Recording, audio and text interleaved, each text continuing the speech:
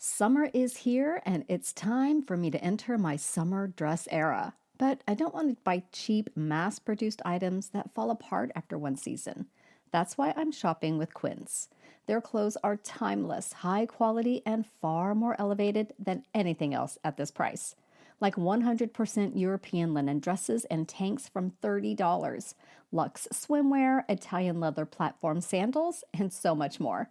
The best part? Everything with Quince is half the cost of similar brands. Everything I've purchased from Quince has far exceeded my expectations, from cashmere sweaters to the most gorgeous Italian leather tote. And I know their summer dresses will not disappoint. The 100% European linen scoop neck midi dress is gorgeous and so lightweight, it will be perfect for those triple-digit days we get here in Northern California. Give your summer closet an upgrade with Quince.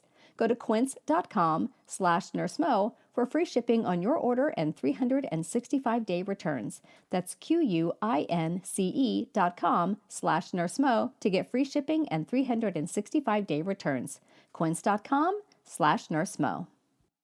Well, hello there, and welcome back to an encore episode of the Straight A Nursing Podcast. Now, raise your hand if you've ever heard someone mention something in clinical or in class, and you have no idea what they're talking about, but you're too embarrassed to actually ask. Okay, I'm over here. I am raising my hand, and that is exactly why I made this episode and why I wanted to make sure that you got a chance to listen to it in case you didn't happen to see it way back in that archive.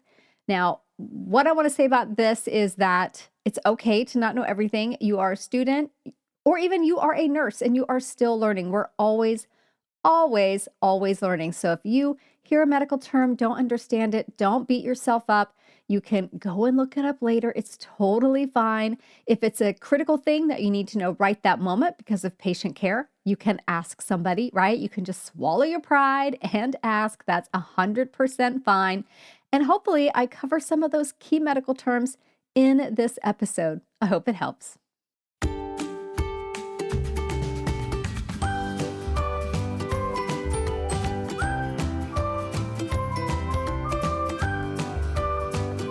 Well, hi again, it's Nurse Mo, and welcome back to the Straight A Nursing Podcast. I'm so excited you're here and we're studying together today. I am really jazzed about this topic because honestly, it's something that I've been thinking about for a really long time. Before we dive into it, let's take a quick minute for our listener shout out. And this one goes to Chris, who wrote me an email and says, "Hey, Nurse Mo, I wanted to start off by telling you that your show is an exceptional resource for nursing students. I'm finishing up my first year, and your podcasts have helped me immensely. I haven't come across any drug or disease process I wasn't familiar with, and your show played a huge role along in conjunction with my work experience. Nursing school has been a breeze, and I am excelling with the 4.0. I am so grateful, and what you were doing deserves recognition." So thank you, Chris, for taking the time to send me that very thoughtful email. Actually, Chris's email was much longer. There was a lot more to say, but I wanted to keep it short and sweet for the listener shout out. So if you want to get a listener shout out, send me an email or simply rate and review the podcast. I read every single one, and they always make my day. So in this episode, we're tackling something that I've been really thinking about for a long time. So when I was a student, I remember hearing medical terms, medical terminology all the time that would make me think, I should probably know what that means, but I'm too embarrassed to ask, or this isn't the right time to ask, or something like that. Now, you would think that feeling would go away after more than 10 years working as a nurse at the bedside, but it doesn't. There is always going to be something that you don't know.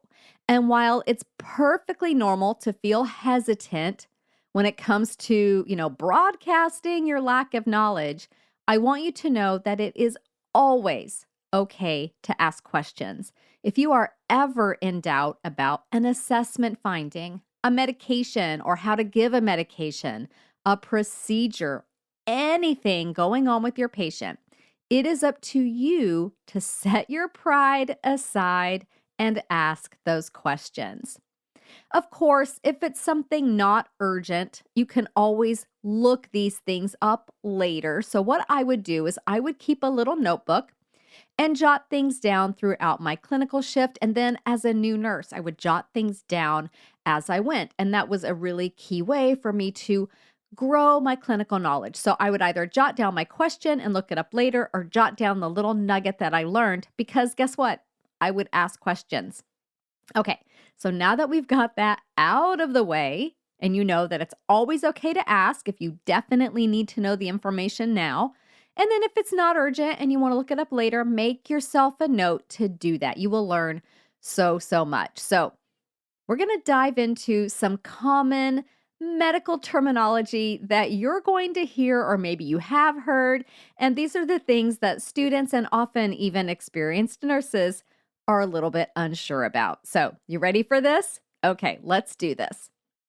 All right, this first section is called This versus That. And these are things that are just kind of easy to mix up. So, we'll start with a common one that you'll come across in nursing school, which is objective versus subjective. So, an easy way to remember this is that objective means it is something that can be observed. Objective, observed.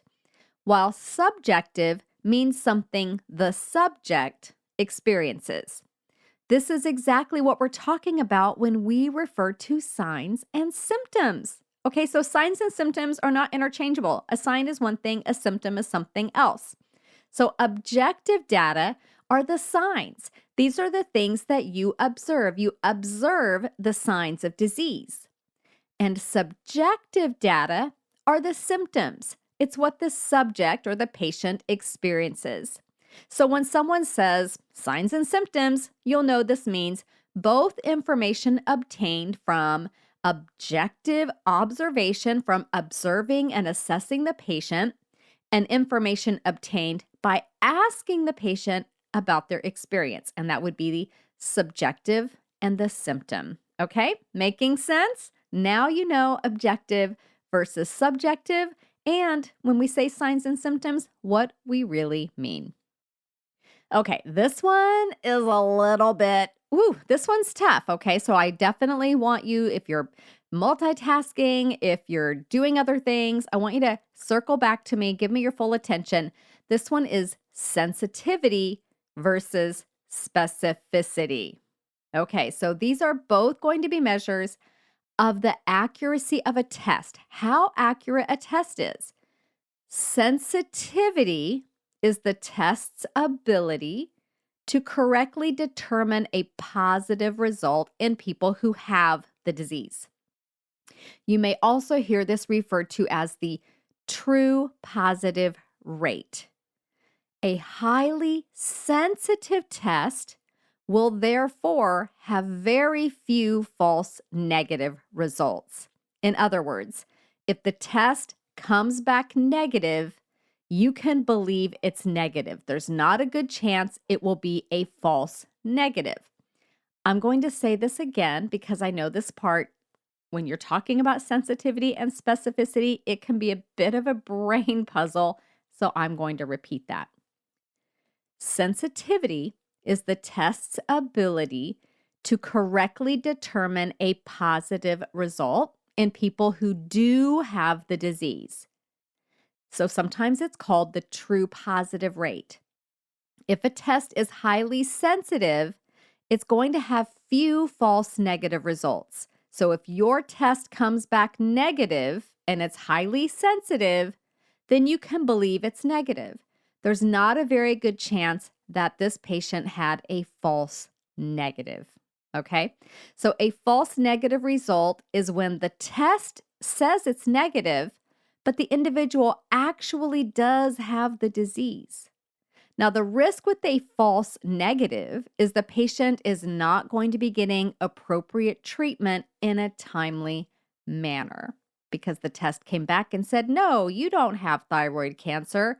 But guess what? They actually did. If you're like me, you really like easy ways to remember things. So I'm going to share a mnemonic with you. If you are sitting at your desk, you can jot this down.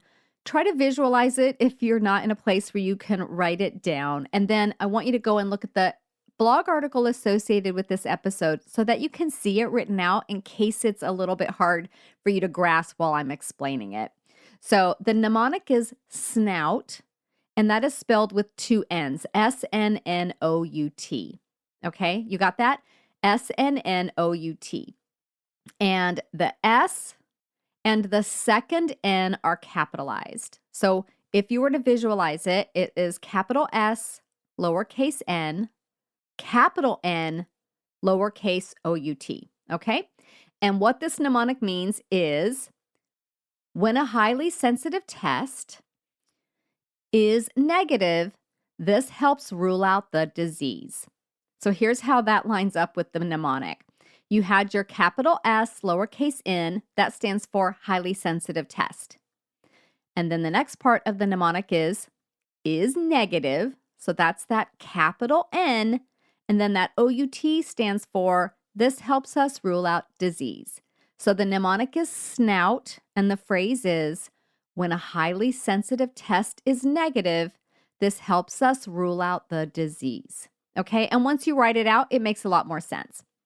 So an example of a high sensitivity test is the D-dimer test that is used to rule out the presence of a DVT.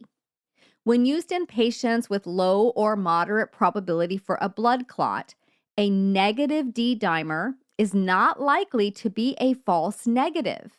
In other words, we can believe the negative result because the test is very sensitive.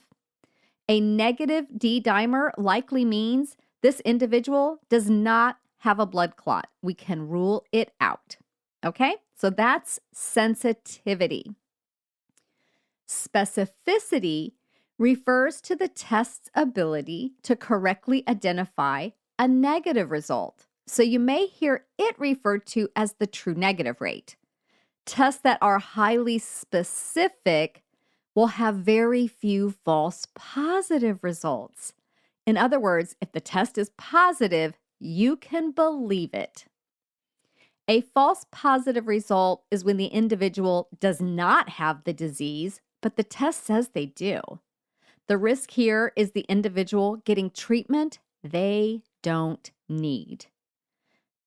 Here's a mnemonic for this one, and it's SPIN, S-P-P-I-N. When a highly specific test is positive, this helps us diagnose or rule in the disease. So in for SPIN. So here's how it looks. It's a capital S, lowercase p, and that stands for specific, and then a capital P, and then lowercase I-N. So when a highly specific test, that's that SP, is positive, there's your capital P, this helps us rule the disease in, and that's the in part in SPIN. An example of a test with high specificity is the nitrate dipstick test that is used to identify a UTI. If the test is positive, the individual very likely has a UTI and antibiotics may be ordered. Okay, that one was tough. That was probably the toughest one of the bunch. I hope I didn't lose anybody. Let's move on to idiopathic versus iatrogenic. An idiopathic disease is one that does not have an identifiable cause.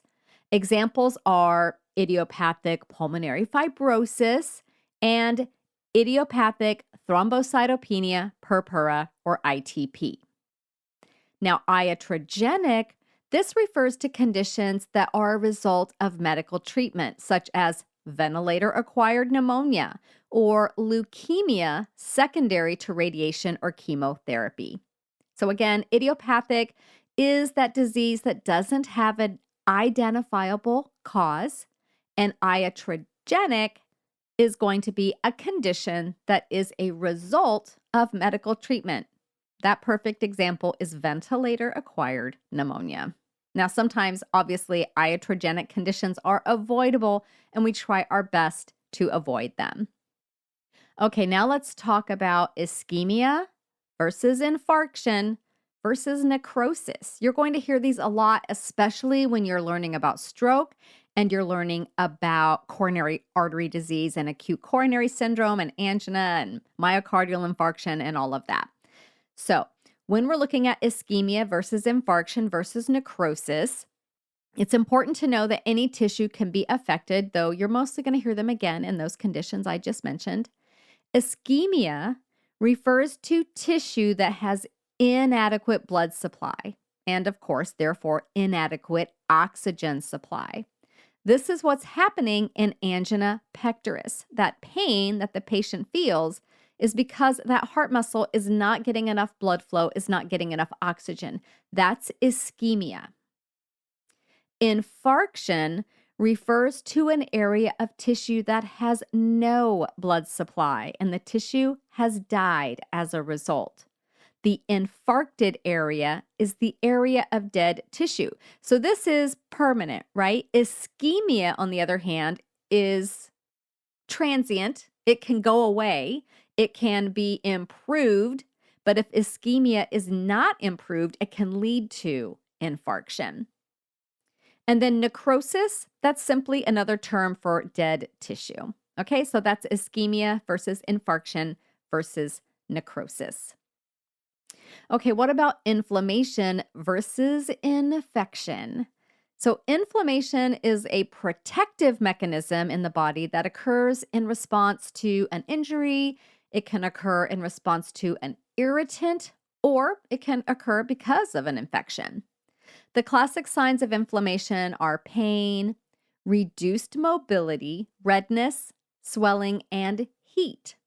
Now, infection is the presence of an invading pathogen, such as a virus or a bacteria. Infection can cause inflammation, but inflammation doesn't cause infection. However, it's important to note that chronic inflammation can contribute to a wide range of chronic conditions, such as heart disease. So it's definitely not something to be taken lightly. Okay, here's one for you: urinalysis versus urine culture. You'll have both of these ordered on your patients, and you might be wondering, are they the same thing? When do I do one versus the other? A urinalysis is a general test that looks at the physical and chemical and even the microscopic characteristics of the urine. This includes the color, the clarity, even the odor. It can also include specific gravity and the pH. It can also detect the presence of multiple elements such as protein in the urine, white blood cells, red blood cells, casts, glucose, and leukocyte esterase. A urinalysis is often used as the first step in determining if the patient has a urinary tract infection. If certain elements are present, such as white blood cells or leukocyte esterase, this indicates UTI is likely and the urine is then cultured. So the urine culture, which typically is a culture and sensitivity, which you'll often see as a C and S, this looks at the specifics of the pathogen that is causing the UTI. With this test, we can learn what pathogens are causing the infection, and therefore we can look at which antibiotics it's going to be susceptible to. Now, a urinalysis will result pretty quickly. A urine culture will take about 24 hours at least, sometimes longer if you're really diving into different specificity tests. Okay, how about this one? And this one's another one that can be a little bit more challenging. So if you drifted away, come on back to me. Hypoxia versus hypoxemia. I bet you anything you've heard these terms used interchangeably and thought they meant the same thing. I'm raising my hand. For a long time, I did too. They actually mean two different things. Hypoxia refers to low oxygen level in the tissues, and that's measured via pulse oximetry. As you recall, a normal SpO2, which is the measure you're getting from pulse oximetry, is going to be above 90%. So hypoxia would be SpO2 below 90%. Now, hypoxemia is a low oxygen level in arterial blood, and it's measured via an arterial blood gas.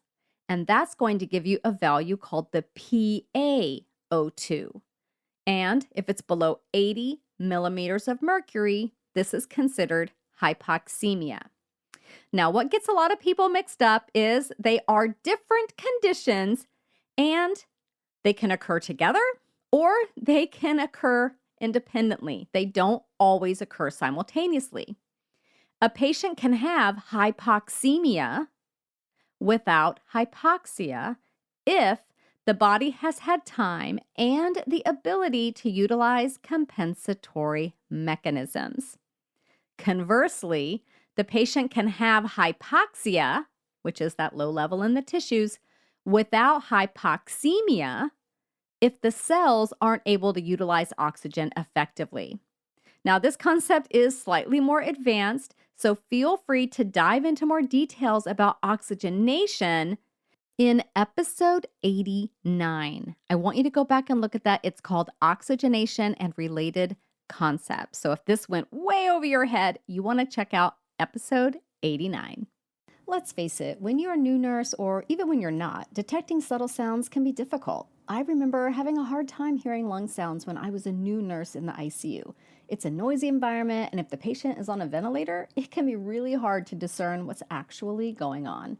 Having an echo stethoscope, which has noise cancellation and amplifies heart and lung sounds by 40 times, would have skyrocketed my confidence.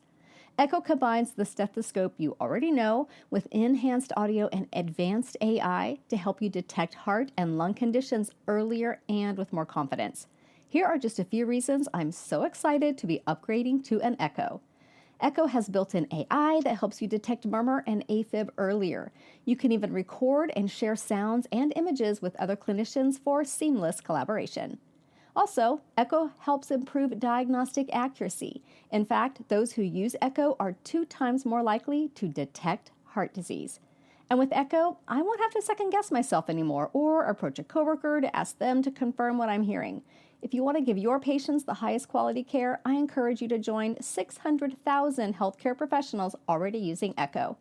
I trust Echo so much that I worked with their team to create a special offer just for my listeners. Right now, you can get $50 off plus a free customizable chest piece cover at echohealth.com/nursemo. Your purchase could even qualify for CEUs. Plus, Echo guarantees you'll detect heart and lung conditions more confidently. If you don't, return it for a full refund. Go to echohealth.com/nursemo for $50 off plus a free chest piece cover. That's ekohealth.com/nursemo. Okay, now let's talk about arrhythmia versus dysrhythmia versus aberrancy. So you'll hear these a lot, especially as you start learning those more advanced cardiac topics. And if you are doing any clinical hours on a telemetry unit, you'll hear them a lot.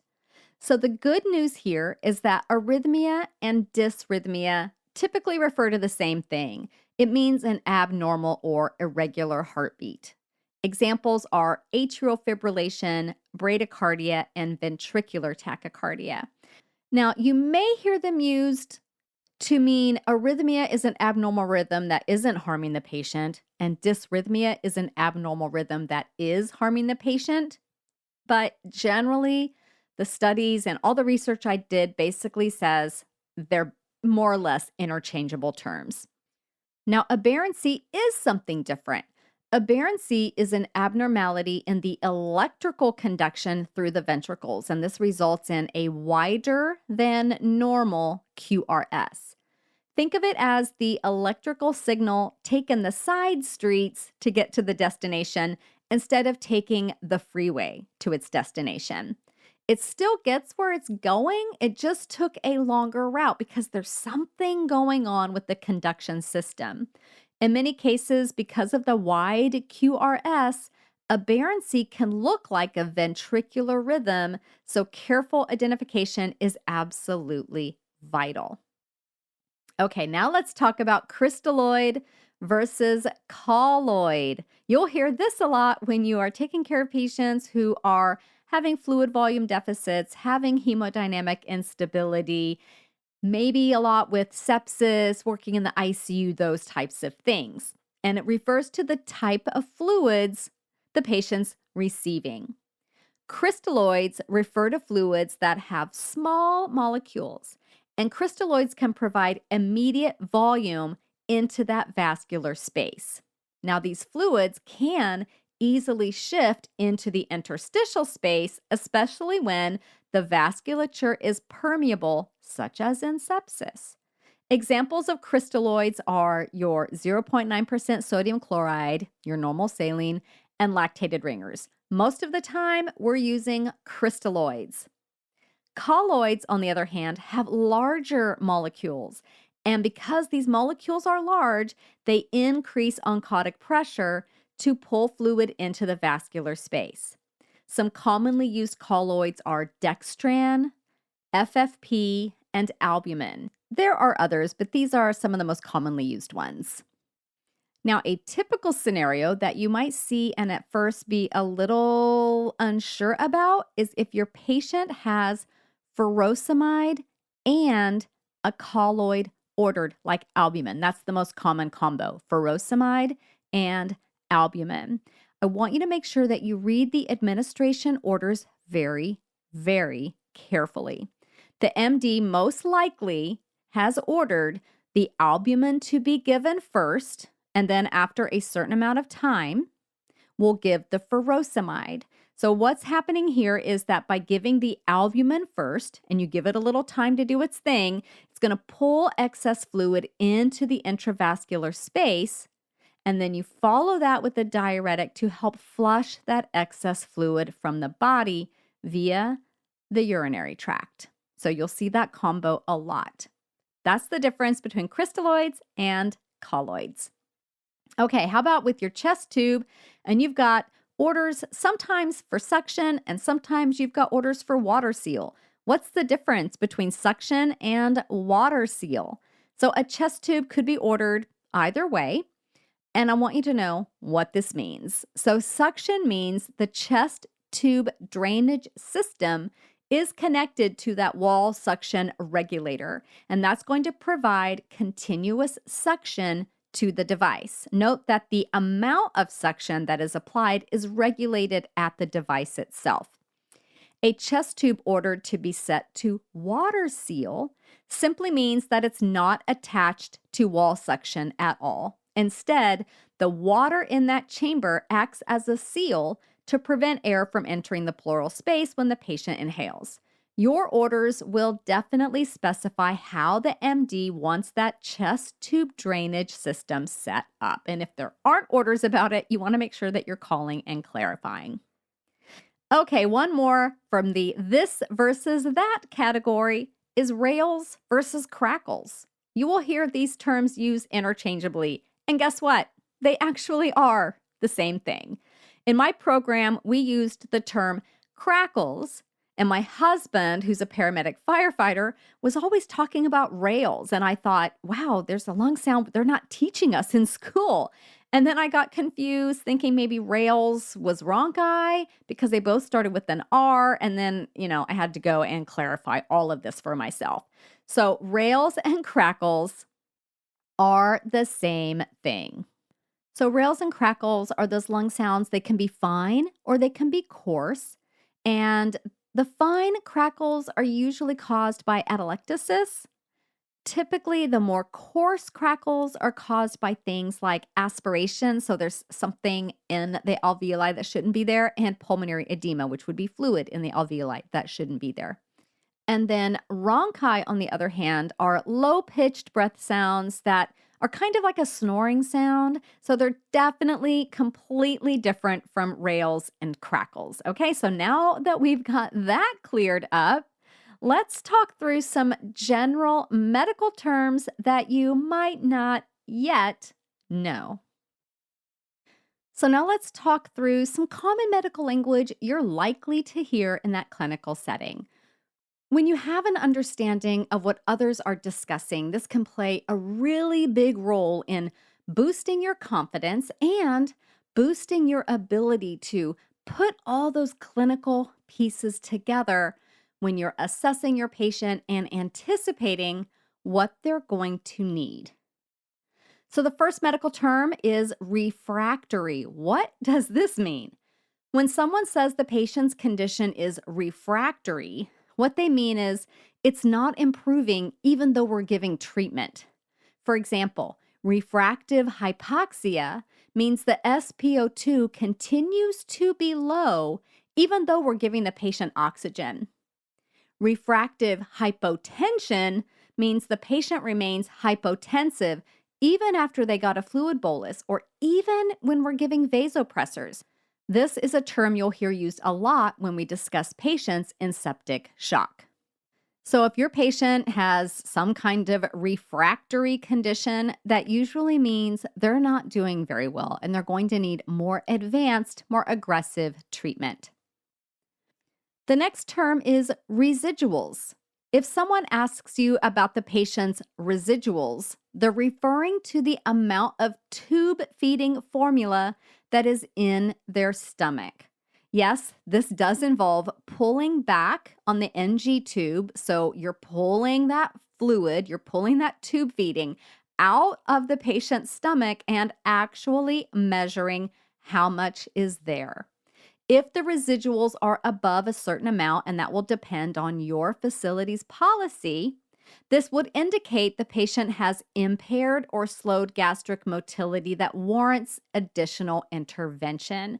So, depending on your policy, you'll return the tube feeding if it's under a certain amount. And if it's over a certain amount, typically the tube feeding is held. You don't return the tube feeding. You pause whatever continuous feeding is happening. And then the patient likely gets a medication to improve gastric motility. And a very common one is metoclopramide, which we use the brand name Reglan a lot. The next term is whiteout. This term is used to describe an especially ominous chest x-ray, which shows a lot of white where you would expect and hope to see black. The white color is often cloud-like in appearance, but can appear opaque. It occurs in multiple conditions such as pleural effusion and acute respiratory distress syndrome, or ARDS.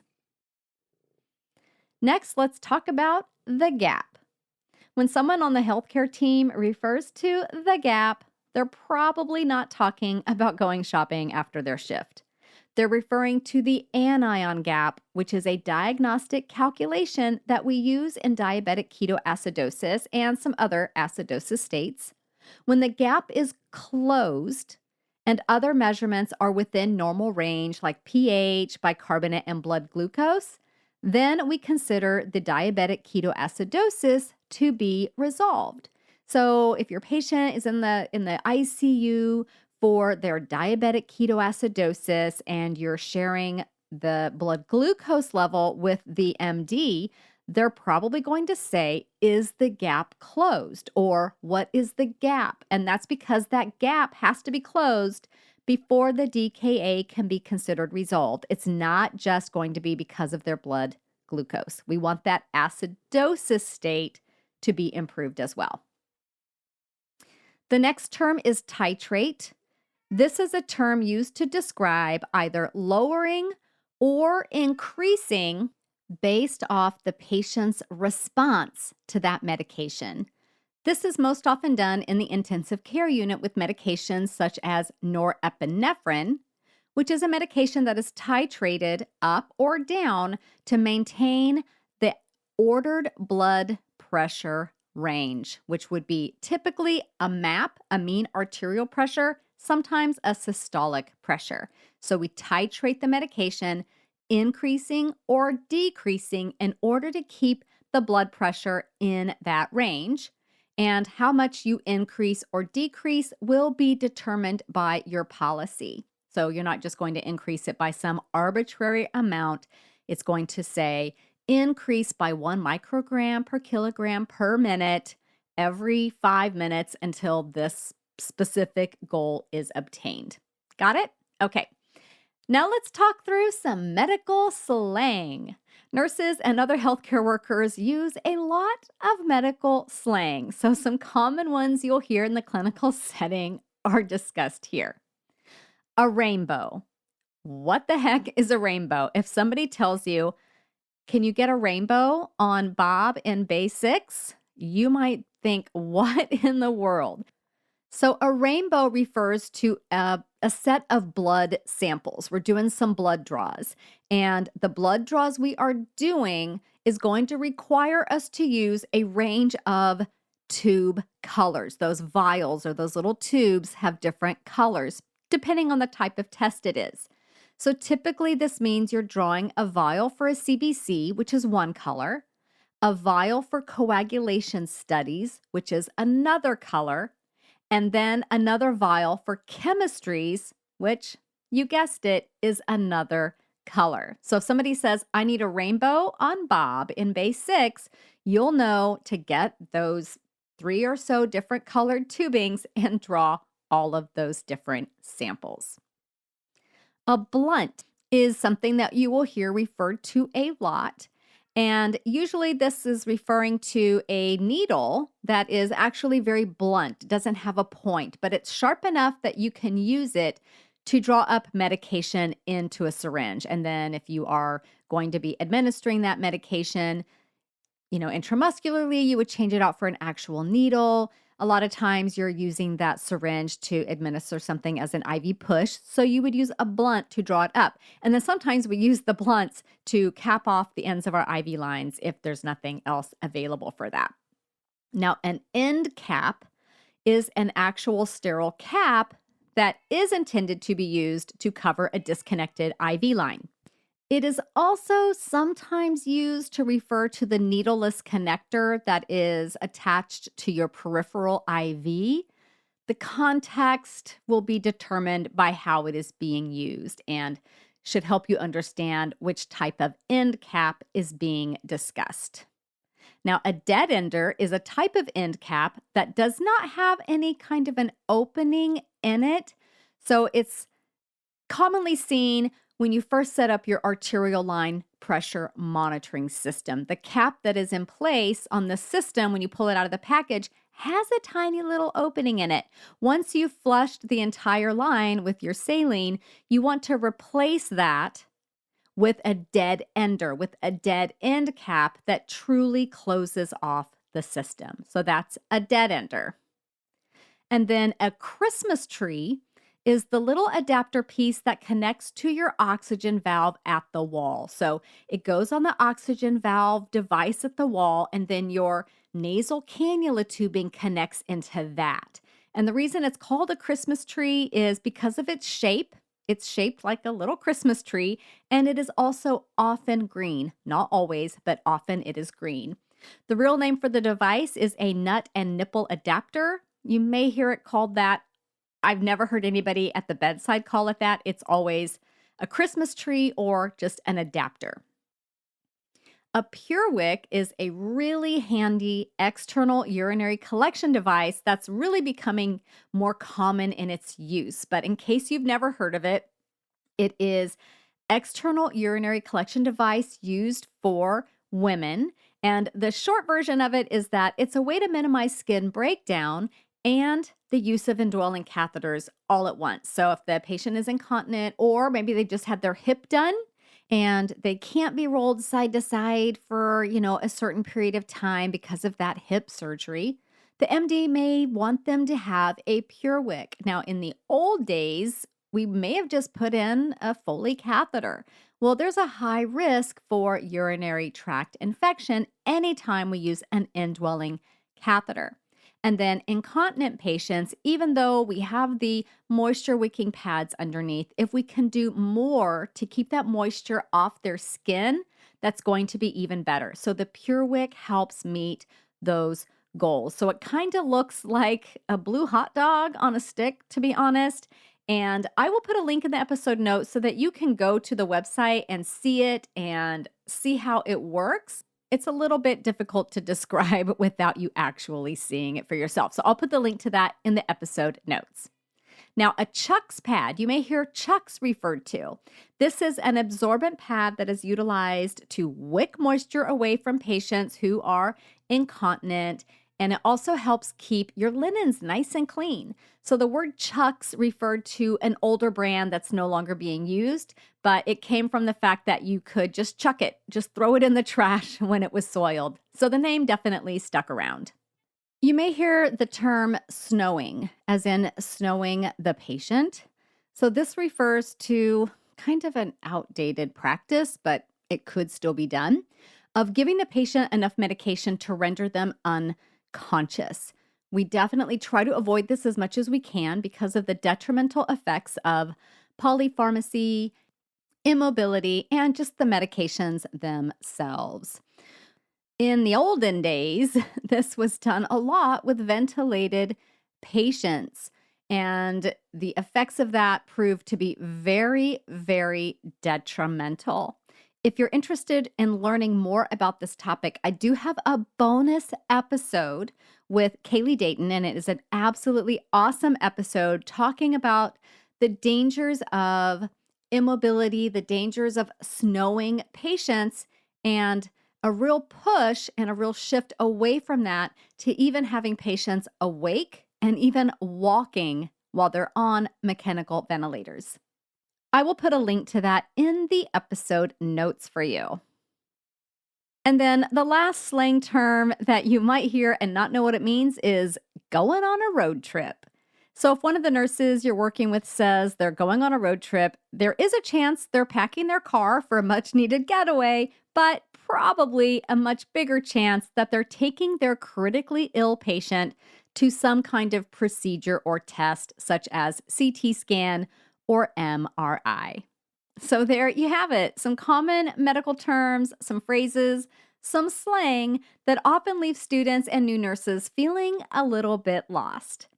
I hope that now you'll feel like you can be a part of the conversations when these terms come up, and know that you can always ask, especially if you are in the moment and the information is needed for you to continue with safe, effective patient care. So I'll see you again very soon. Our next episode is going to be looking at respiratory assessment. So we did a very deep dive into neuro assessment a couple of weeks back. We're going to be talking about respiratory assessment next. So I'll see you then. Bye for now. This podcast is brought to you by Straight A Nursing, a proud member of the Airwave Media Network. For more educational podcasts, check out airwavemedia.com. And for more nursing-related content, go to straightanursingstudent.com.